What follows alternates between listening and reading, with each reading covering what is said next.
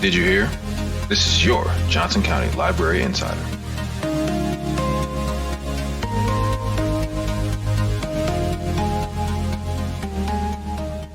And now, our monthly must-knows.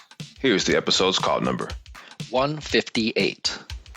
These books are on positivity and resiliency. They provide powerful practices for bouncing back from disappointment, difficulty, and even disaster. We present your word of the month. Terra Incognita. An unknown land. Unexplored country. Here are numbers you should know. 1,208. Johnson County Library had 1,208 programs in 2020. 756 were in person and 452 were virtual, of which 188 were recorded, with a total of 83,323 people in attendance. 36,262 attended in real time, and 47,644 viewers watched a recording of a program.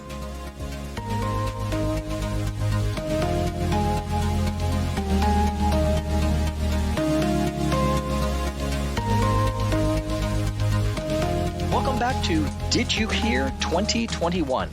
It's been a while, but we're back with your Library Insider, and we have a lot of exciting changes that you'll learn about shortly. One change is that now each episode has its own theme.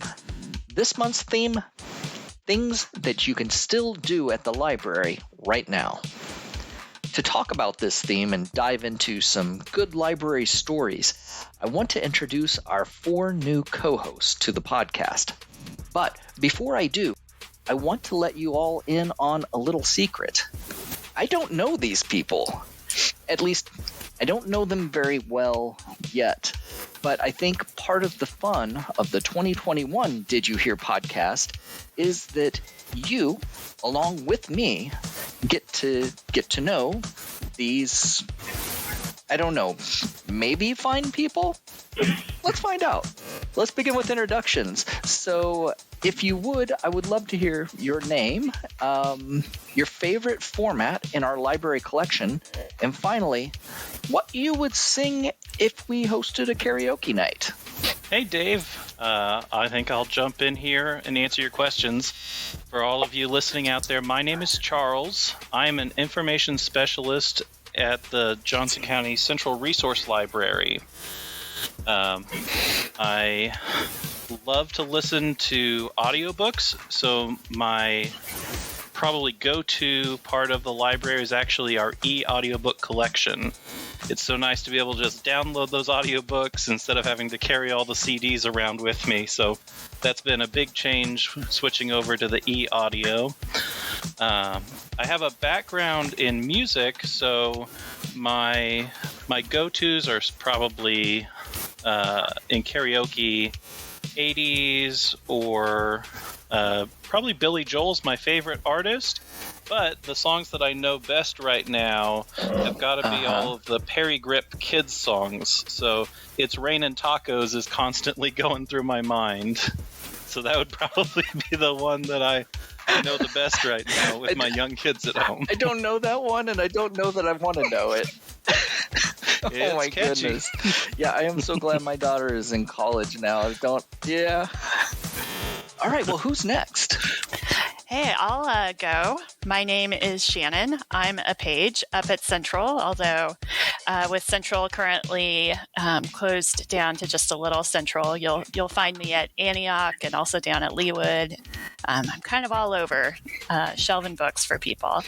So my favorite format in the library, the e-audiobooks is a really good one. I love having those on like while I'm working around the house or driving around town. But I think I'm going to say the kids' picture books are my favorite. I have 2 kids and they're grown. They are not in picture books anymore, but I still love rummaging through that area. The art and the words are always just so great.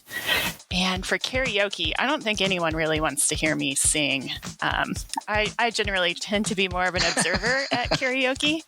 But if, I was forced to go up there by some belligerent friend who wanted to make me do it, I think I'd probably pick maybe Love Shack by the B-52s, just for that, that one moment where everyone could join me saying Tin Roof, that would probably be about as good as it's going to get. Well, welcome to the podcast, and I totally hear you about the kids book illustrations. I think that medium is just amazing, and the fact that there's an award. Does anybody happen to know what that award's called? Oh, okay. I totally forgot what it's called. We'll put that in the show notes. That's what you do when you forget. We'll put that in the show notes. But I mean, the fact that there's an award for children's illustrators, I think, is pretty amazing and shows you what a serious field it is, and it's some really talented people. Well, last but not least, we have one more. Hey everyone, my name is Nick Ward-Bopp. I'm a MakerSpace facilitator at the Black and Beach MakerSpace at the Central Resource Library. And I would have to say that my favorite library collection format would be something that is MakerSpace related, and that's Thingiverse. So a lot of times when patrons are coming and have never used a 3D printer or don't know what 3D modeling is or how to create their own 3D models, there's an awesome online database to search 3D models and find all sorts of cool stuff called Thingiverse. And you can also, if you're a designer, architect, engineer, you can publish those files there for other people to utilize, which is really, really cool. If I was forced to sing karaoke, I would probably sing an Elton John song. This Train Don't Stop is one of my favorites, and it's just because it's easy to remember, and it's a super fun song to sing. Well, you know what? I lied. I thought Nick was the last, but it's not true. We have one other host that has joined us. Jack, we're just at this point, introduce yourself. Tell us what your favorite format is, and then finally, if you had to go to karaoke night, what would you sing? Shoot, those are some good questions, Dave. Well, thank you. I do this as a profession. Yeah, so. Yeah, we're all dabbling now. Hi, my name is Jack Vanderloop. I'm an information specialist at the Lenexa Library. How do you mean format? I guess is my first question.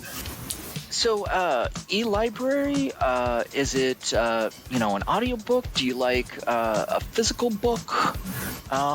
Do you like online resources?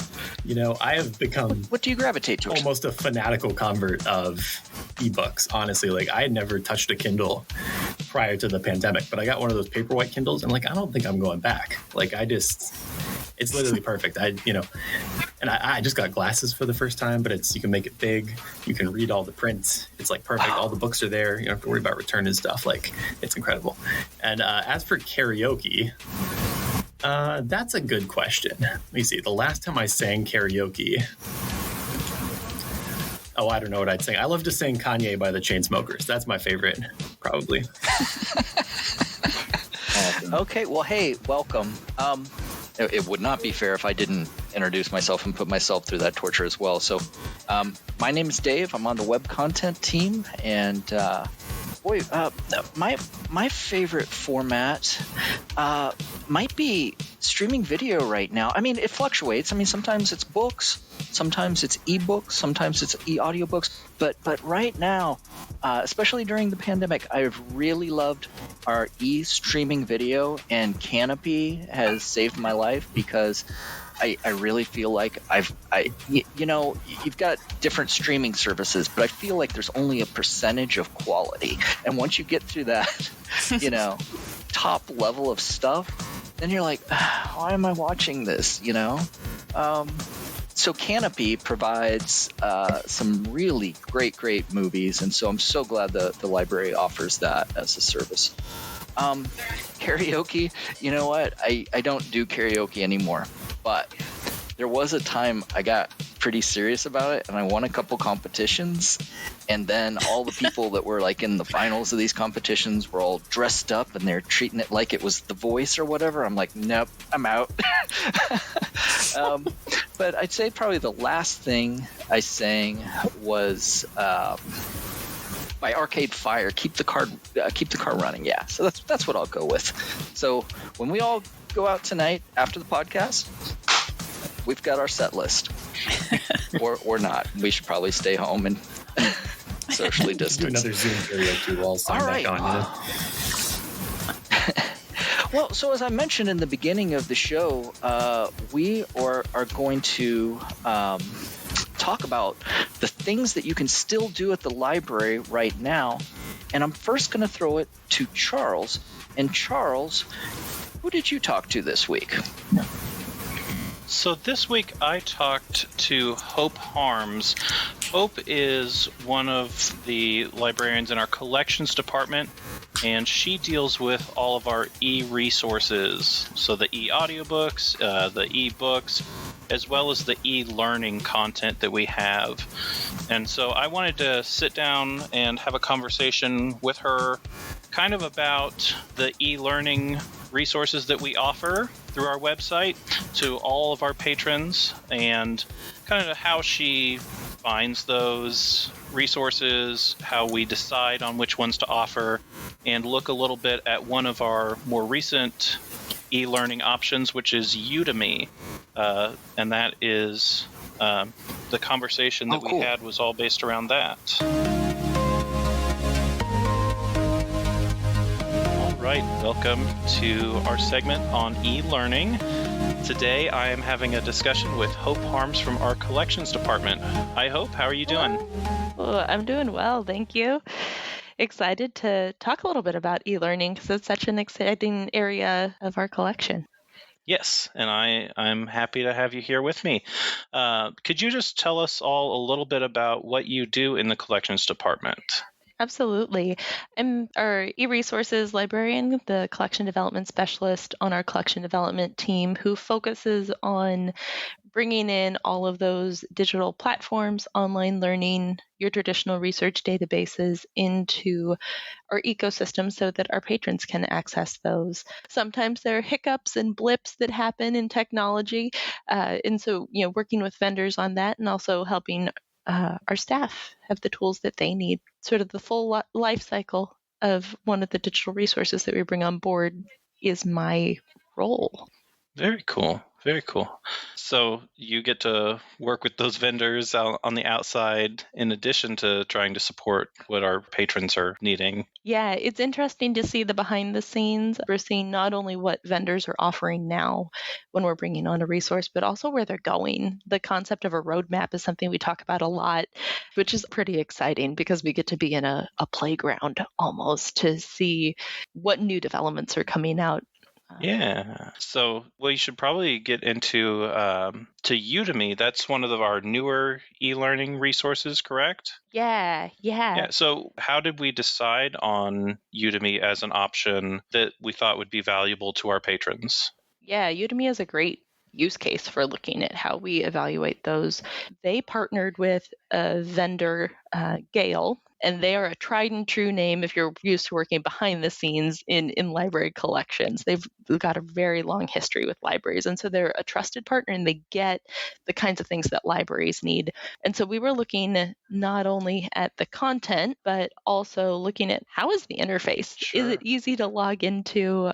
Does it have tools that users actually want? Do you get what you expect when you log in? Always important. Right. Nobody needs that kind of barrier when you're so excited about something. You're so excited to have the cookie, but then you find out you don't have the keys to the cookie jar.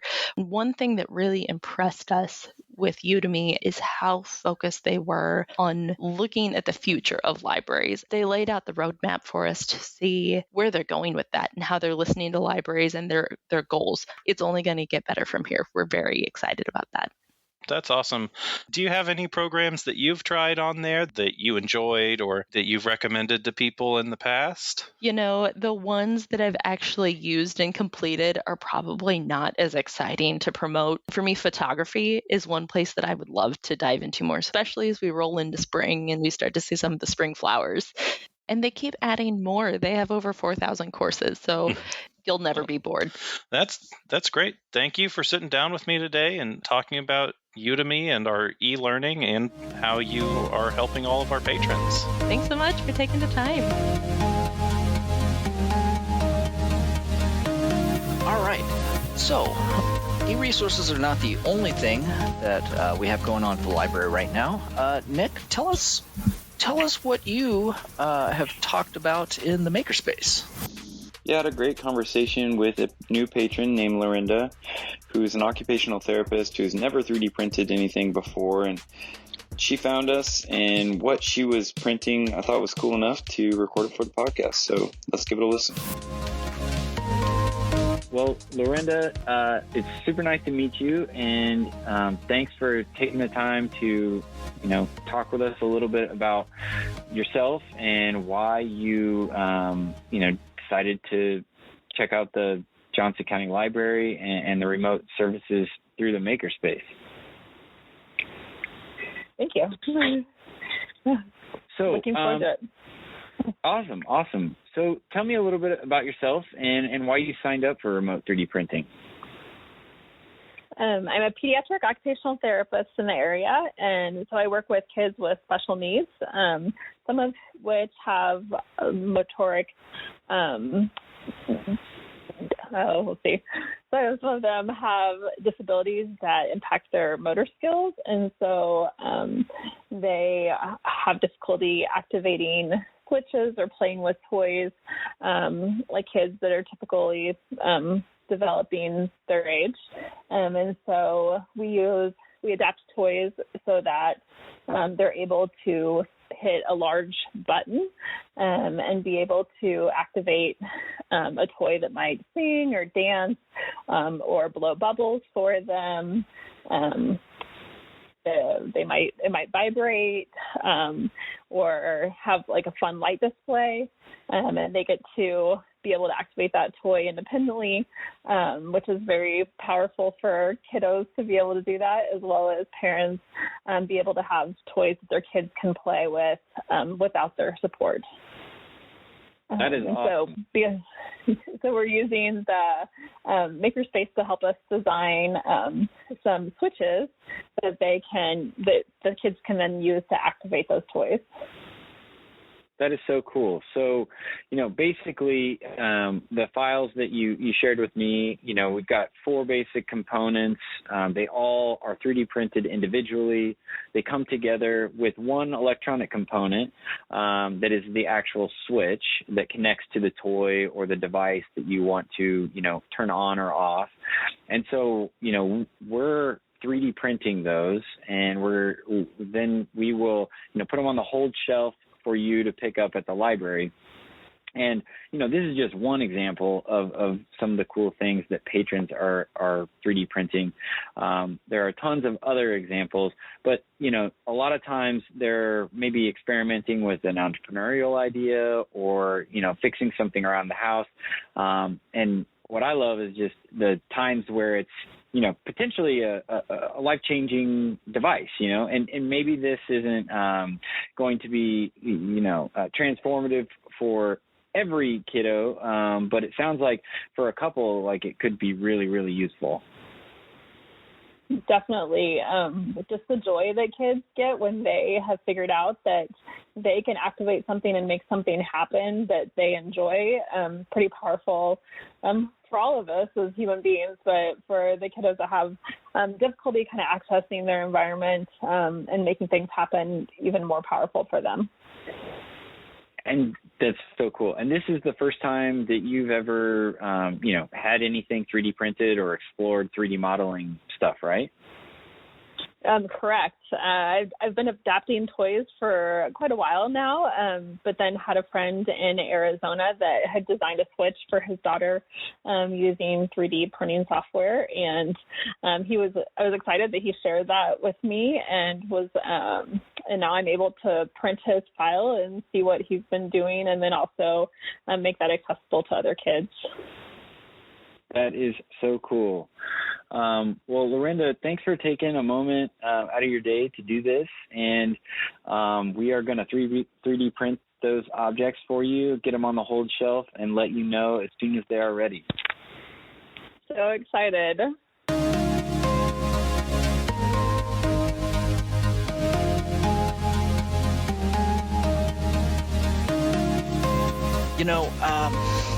The stay-at-home orders, this whole COVID situation, people working from home, and then folks that, are really struggling financially and either having trouble finding a new job, find themselves out of work. Fortunately, the library has a lot of resources to help those people. And so I sat down with our career and finance librarian, Marty Johannes, and she talked about an individual who is a retiree who decided that he wanted to help out. And so I think I'm not going to give much more of the story away than that. And let's just give it a listen. So when we're talking about things you can still do through the library right now, a lot of people have concerns about their finances and maybe their career. But, when you're trying to get your finances in order, a lot of us don't have the money to pay for a financial advisor. Well, here's career and finance librarian Marty Johannes to talk about an option for you. Hi, Marty. Hi, Dave. Yes, we have developed a unique and exciting partnership with a retired business executive who lives in our community and who, in his retirement, serves as a pro bono financial advisor for those who aren't able to afford a financial advisor of their own. Emerson Hartzler has had a very distinguished career before retiring.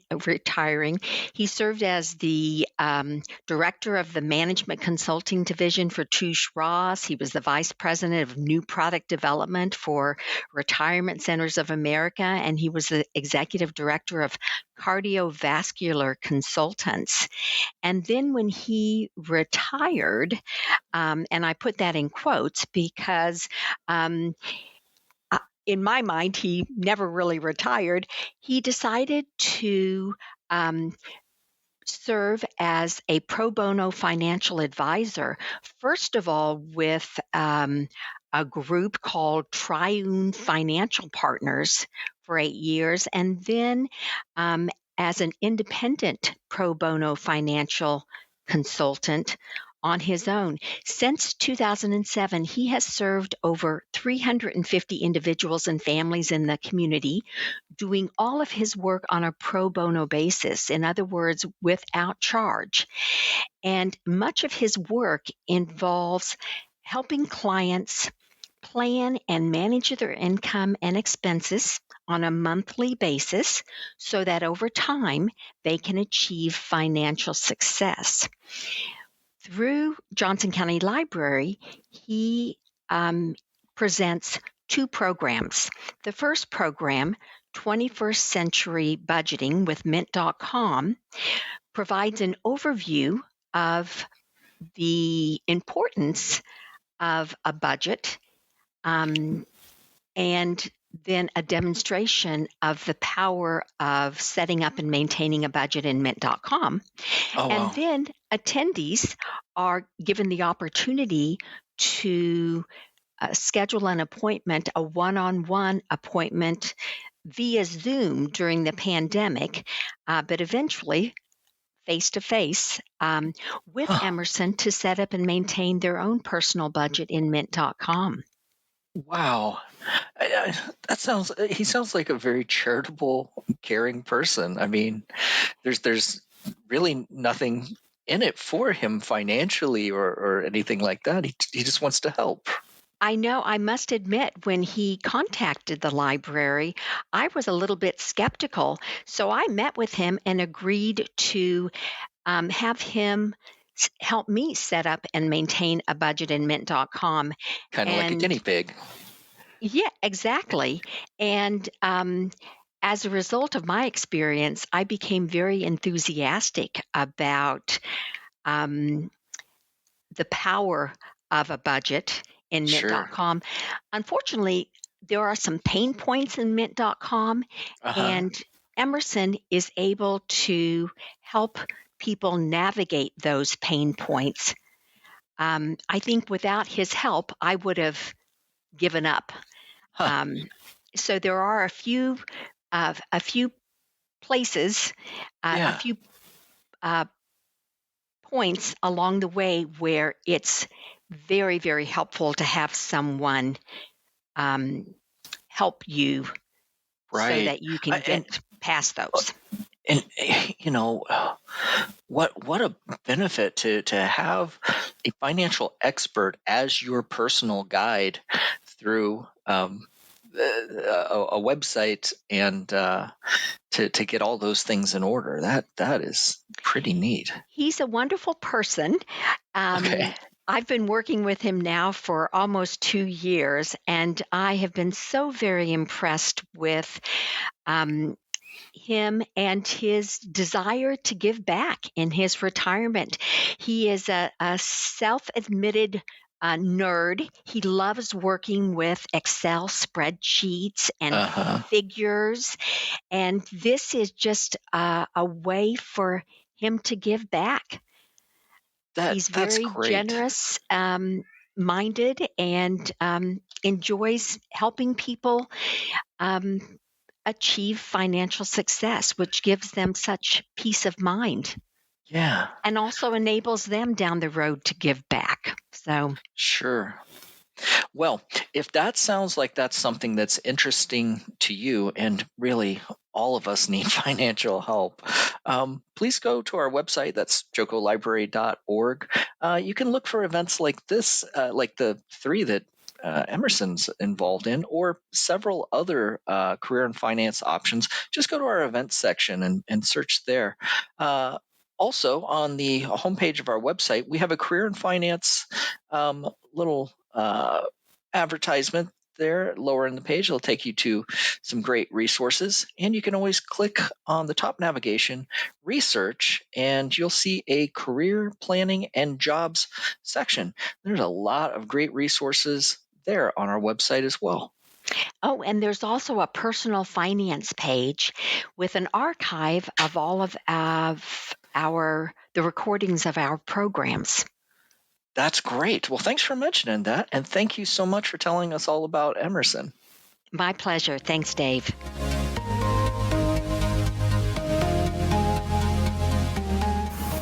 So we want to make sure that we're not ignoring the kids, right? And so, although it's fine for kids to start budgeting and financial planning. Yeah, you got to start somewhere, right? Start too early. You can't start. That's right. You can't start too early. In fact, if your 6-year-old starts right now, they might be able to retire way before they have to do a podcast. Start working 10 years early. You finish working 10 years early, right? That's how it goes. Yeah, sure. So, Shannon, I understand you talked to some young adults and kids librarians about what exactly? Yeah, I did. So for, if your 6-year-old is not too into retirement planning, one of the things that the library has offered for them, even before the pandemic, were these book clubs. They do them for kids and teens and adults too. And they would be hosted at various branches across the country. And of course, with the pandemic, that became a lot more difficult. So I wanted to talk to Emma Fernhout and Emily DeVore about how those book clubs have changed. And I think they found there were some challenges but also some real opportunities. So let's have a listen to what they have to say.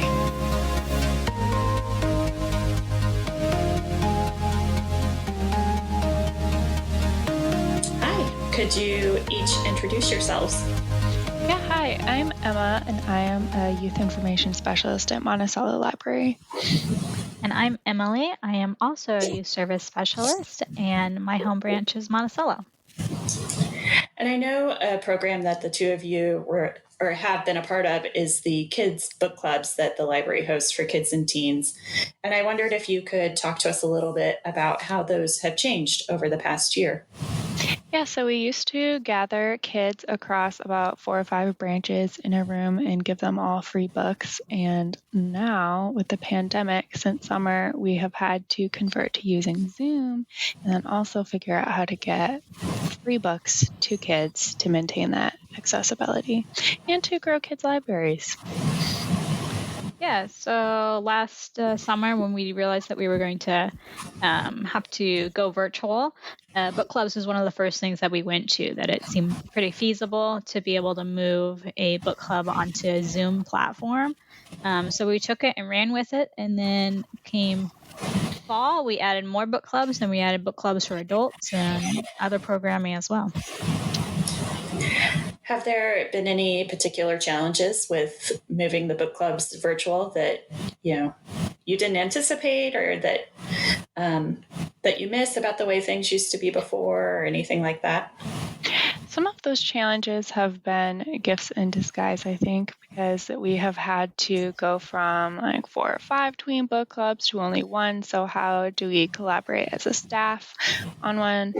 Which has been quite cool, I think. I have worked with people that I maybe have only met briefly in the past. So I've been able to make some new connections through those challenges.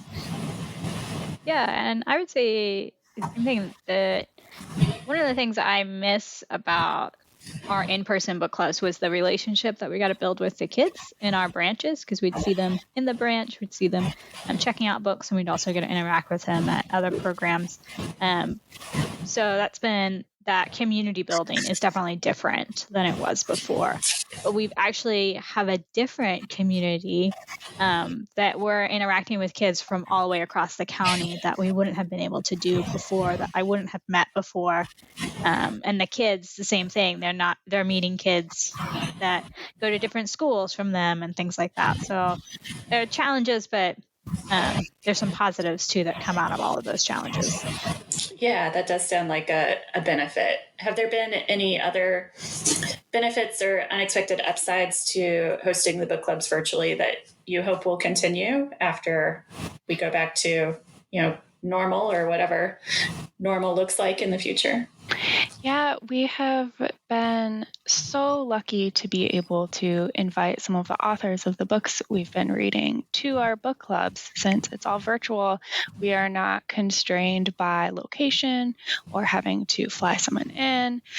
So that has been such a gift to the librarians and the kids. I think we get just as excited as the kids to meet the authors and to ask them questions. And I think the authors have really enjoyed that too, getting to hear from their own readers of how they relate to books. That has been so lovely. Yeah, it's been really fun to, we tell the kids like, oh yeah, Julie Murphy's coming next week or next month. And they're like, what do you mean she's coming? We're like, she's coming to our book club. And they're like, no, she's not. I'm like, yeah, she is. So it's been really fun to be able to engage with the authors. Yeah, Emma and I geek out over authors. All the librarians do, really. Absolutely. But having the kids get a chance to meet them in a way that they wouldn't have been able to before. Typically when we do authors that we bring into the library in person, we're bringing an author to speak to a large group of kids. But because we're in small Zoom groups, they really get an intimate experience to interact with the authors that they would not have gotten before, which is a pretty cool experience.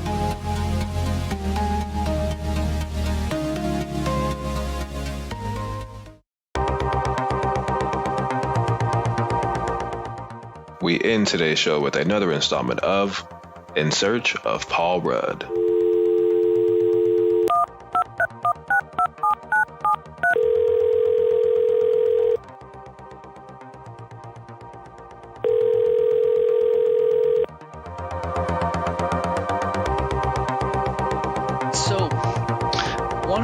things that we're trying to do with our new podcast is add a new segment at the end of each show, and we call it In Search of Paul Rudd. This is a segment where I call people that I know, and I try to find some contact for Paul Rudd. And so today I'm reaching out to someone I've known since junior high, and that's my old-time friend Paul Mazzoni. How you doing, Paul? Really good. Just great. Loving it. What do you think of this segment, In Search of Paul Rudd? Well, I had no idea what I was getting into, and even after that explanation, I'm still not quite sure how I can help. Well, it might beg for a little bit more information. So the goal is, if we keep searching for Paul Rudd, and I put enough feelers out there, we might just get Paul Rudd on the show. And then, my friend, we will have put this podcast on the map. Oh, definitely.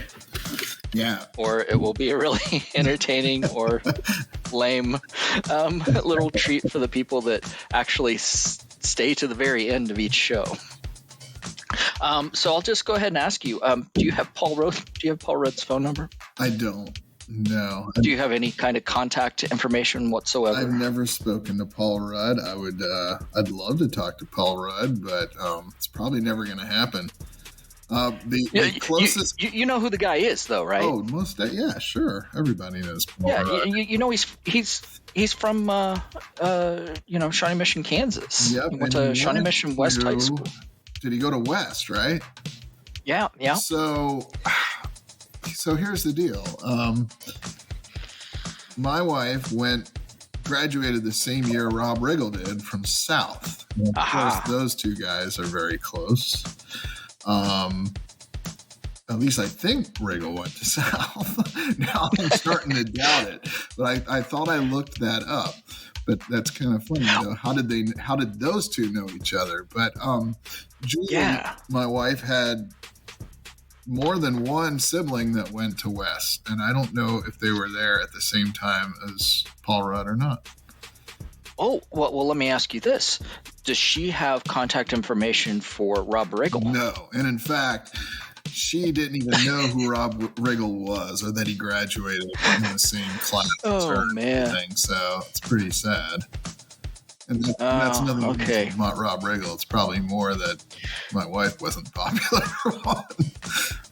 Well, so I wonder if you remember. We were in forensics together, you and I, and we did a duo. Do you remember that duo? Oh yeah.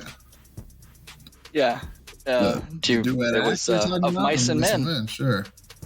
Yeah. I was Lenny, and you were.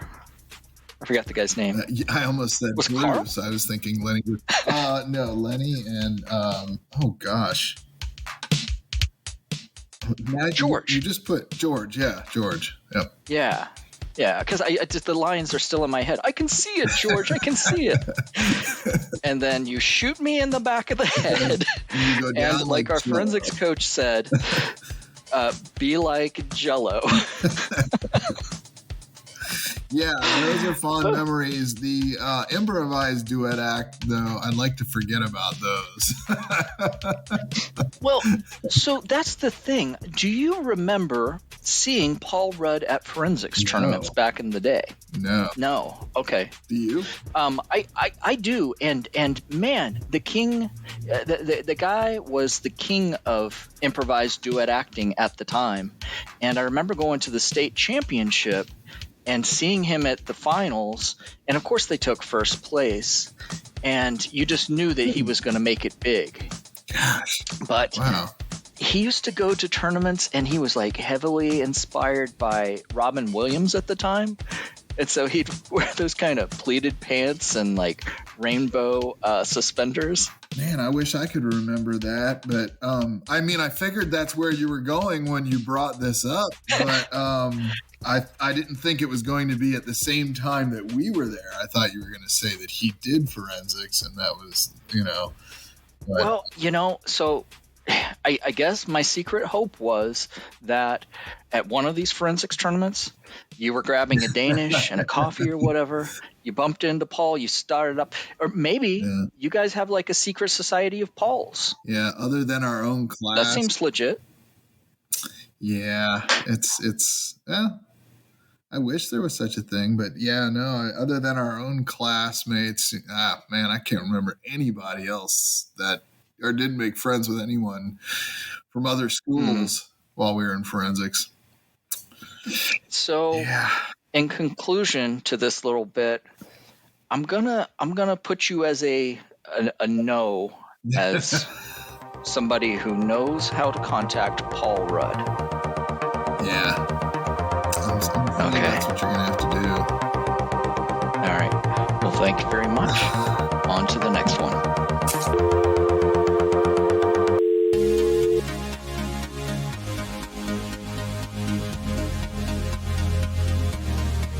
Did You Hear is a production of Johnson County Library in Johnson County, Kansas, USA. Find new episodes each month on our website, jocolibrary.org. and older episodes at jocolibrary.org/didyouhear. You can subscribe to the Did You Hear podcast from our streaming home, jocolibrary.podbean.com, or search for Joco Library or Did You Hear at your favorite podcast streaming service. Also, find us on Facebook at facebook.com/jocolibrary, on Twitter at jocolibrary, on Instagram, instagram.com/jocolibrary, and check out our YouTube channel, youtube.com/jocolibrary. We'd love to hear from you via email. Write to us at didyouhear@jocolibrary.org.